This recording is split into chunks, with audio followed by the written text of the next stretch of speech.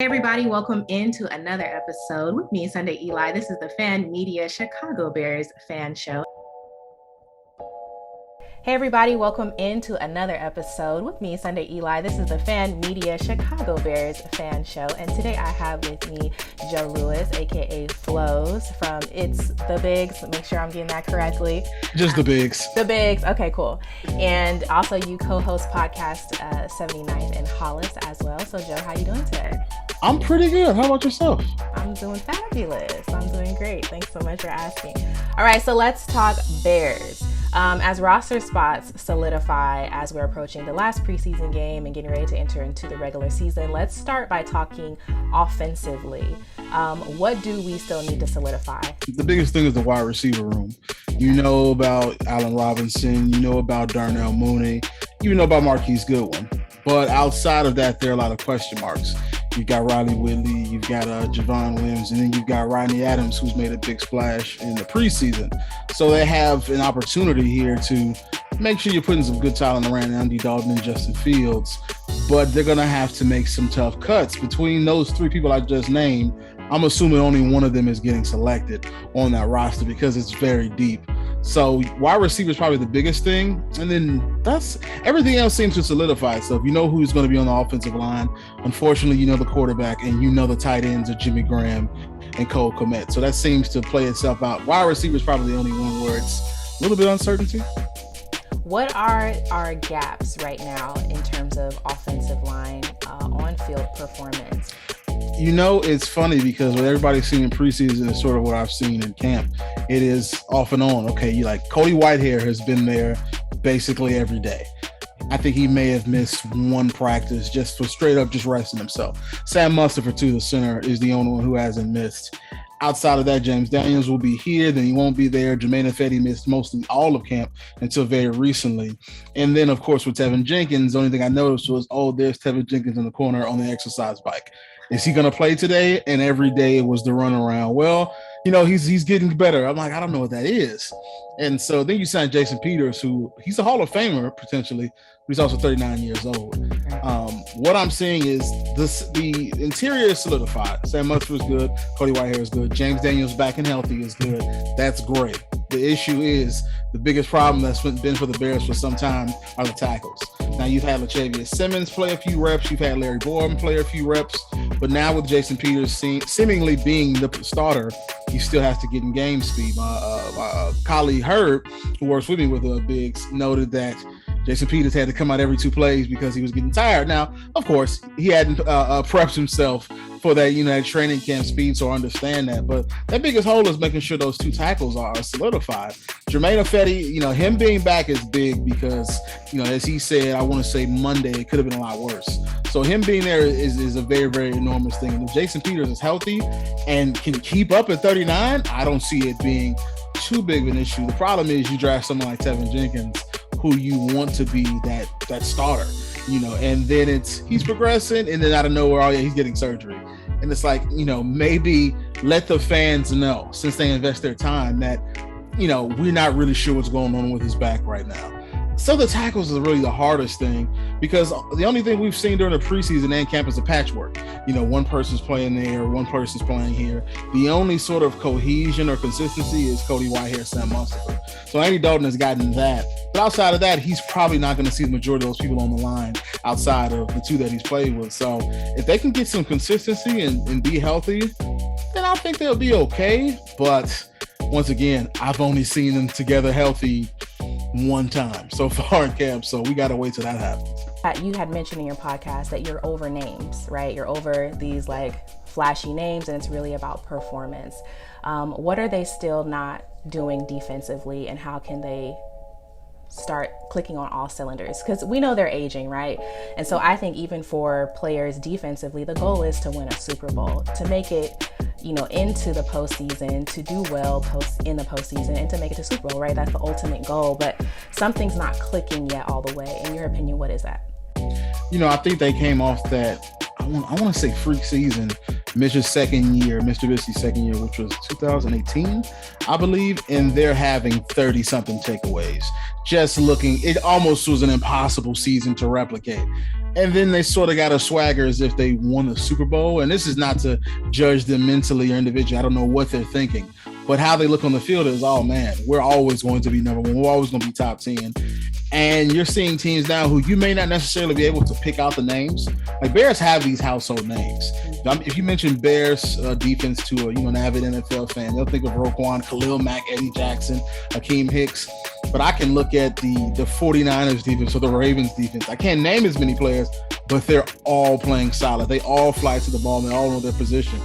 So it got to the point where myself, my brother, my co-host, we're tired of all these. We have these players. What are they going to do? And the biggest thing is that chip. I don't see a chip on their shoulder.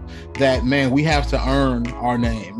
We have to earn that title of being a perennial defense that's going to be top 10 year in and year out. They look just so as if they earned it. Just they're back-to-back. They're the 90s Cowboys. They're the 90s Cowboys. I'm like, well, they'll find a way. And I would trust that they'll be good at the end of a training camp. But that edge, I just don't see it, in practice. Now, it could be because it's the Allen Iverson. It's just practice. I'll be fine during the day. And the same as preseason. It's just the preseason.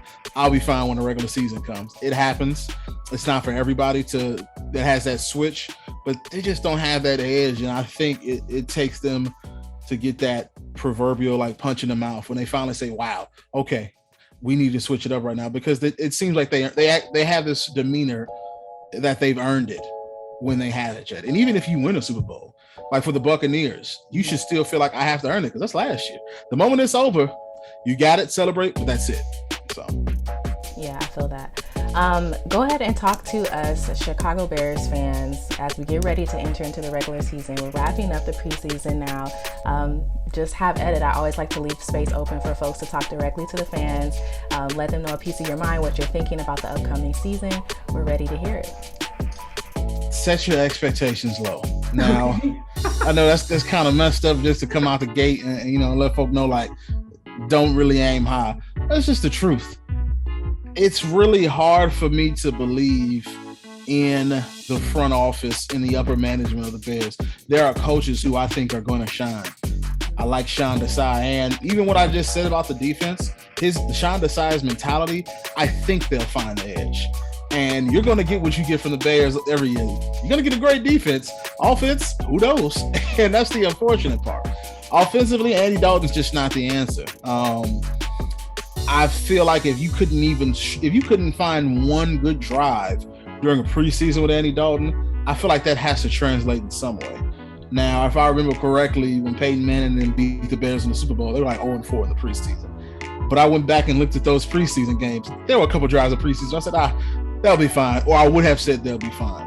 Andy Dalton just does not look like the person, at least when I've seen on the field, that can make an explosive play. He'll be responsible.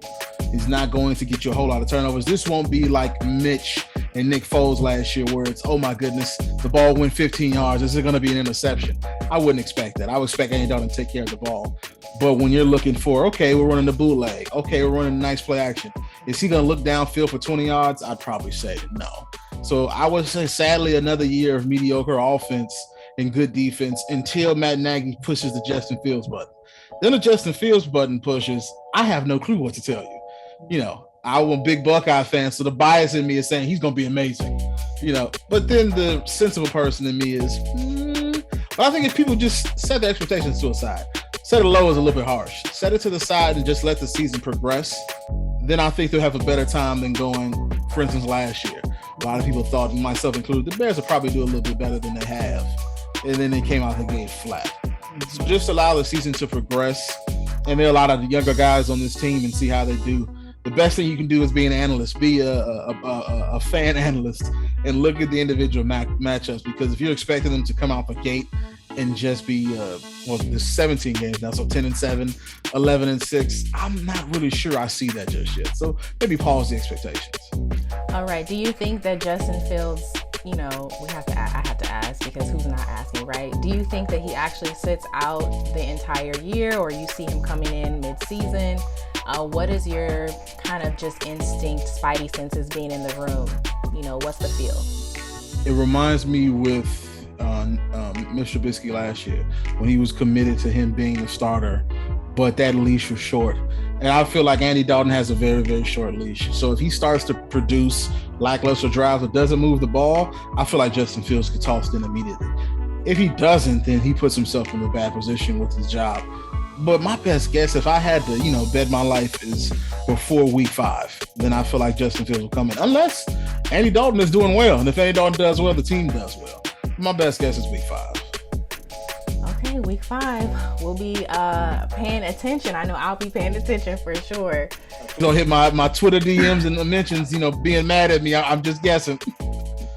No, I don't think anybody's going to be mad. I think it's honestly just my instinct is to protect Justin Fields. I think if we're looking at someone who really is going to be the quarterback of the future, is there a sense of urgency to rush it? Yes, we want to win games for sure. But seeing you have signed someone to a 1-year deal and paid him, what they paid him, is there a need to put Justin out there sooner than need be?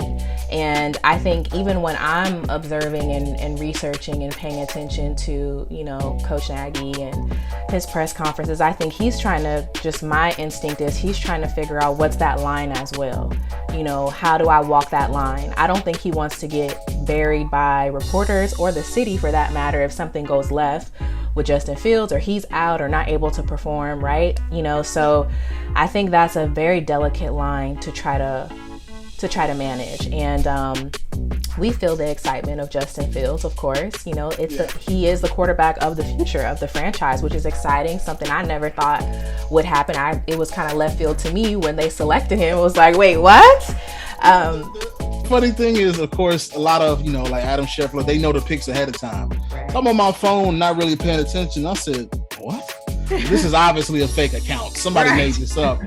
And then I just see all these tweets come up like, there's no way this happened. The Bears are trading up as Justin Fields.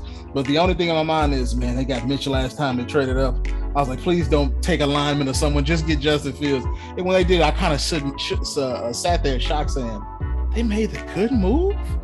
But a point you brought up I really like was there is no urgency. You did mention they were aging, which is true.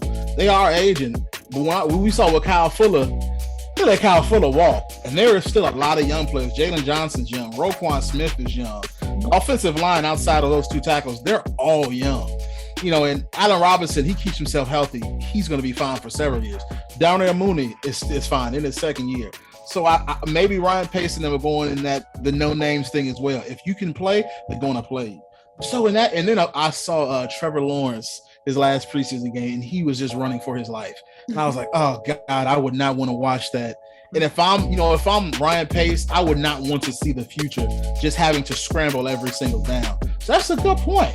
It's a good point to want to preserve that. Andy Dalton, he's a veteran. He's 10 years. Andy Dalton's had great lines, horrible lines, and he knows how to handle that. And so there's definite truth to that, and it's funny, before now I didn't think about it, but having that, okay, we don't have to rush. No one, I don't think even them expect Super Bowl. They're never going to say that. But none of us who are, no fan, I really think will think, okay, this is going to be a Super Bowl team. This is let's see what this team can do year. And so a sense of, okay, Justin, when you're ready, we'll put you out there isn't bad either. But for the players who do want to win, the Keem Hicks, the Khalils, it's time to win now. So yeah, it's both options are alluring. Right. Which one they'll choose, I'll give Matt Nagy some slack. It's not an easy decision when you want to make sure that Justin is built physically for the game. Mentally, I think that's the least of their worries. He seems to have that, strong will. But physically, can you adapt to everyone on the field? Is a pro. When you're in, Ohio State, he was the fastest person on the field. But when you're there, everyone is as fast as you. So that's a very good point. It's a very good point. I definitely want to plug your socials for people that want to connect with you. How can they do so? You can follow It's the Bigs.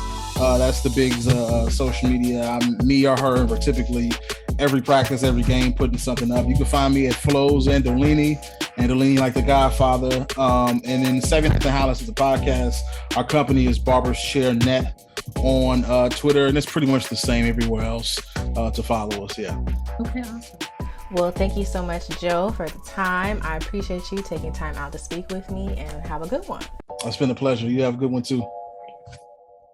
To host a fan show or appear as a fan on a fan show, create a profile in FanMedia Network. Then look for the news page in our website and fan show resources page. Help yourself. We give show hosts a show graphic in team colors, a simple short show format, tips on pre and post production, ideas to get fans and guests on your show, Apple News distribution and show sponsorship sales and services to help featured show hosts earn money. Show hosts use our iPhone app to publish their shows. Our website supports Android users.